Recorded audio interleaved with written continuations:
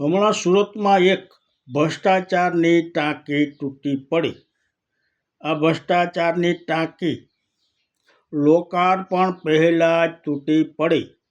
કેવું મટીરિયલ વાપર્યું હશે આપણે જોઈ શકીએ છીએ.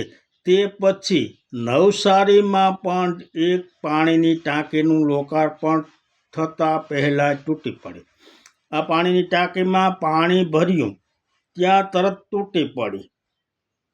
અને બીજું એક નવસારીમાં બનેલી ટાંકી, 2 વર્ષ પહેલાં બનેલી ટાંકી હજી ધૂળ ખાઈ રહી છે. વન વિભાગની લાઈન નાખવાની મંજૂરી મળી નથી, તેથી આ ટાંકી ધૂળ ખાઈ રહી છે. પાણી પહેલાં પાળ બાંધતા શીખો. પહેલાં વન વિભાગની મંજૂરી મેળવી લે એવી જોઈએ, પછી ટાંકી બનાવવી જોઈએ ને. પણ ના, આ તો ભ્રષ્ટાચાર રૂપી ટાંકીઓ બને છે અને તૂટે છે.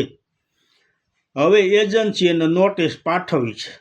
હવે શું આ કોન્ટ્રાક્ટરો પાછો પોતાના ખર્ચે આ ટાંકી બનાવી આપશે કે પાછું સરકાર માથે નાખશે તે તો હવે જોવું રહ્યું. પરંતુ આપણા ટેક્સના પૈસાનું આ પાણી થાય છે.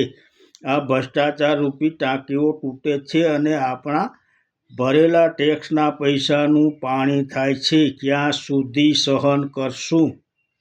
હવે જાગવું પડશે ને, કે પછી આમનામ સૂતા જ રહેશું? વિકાસના નામે સૂતા જ રહેશું ક્યાં સુધી? જય માતાજી.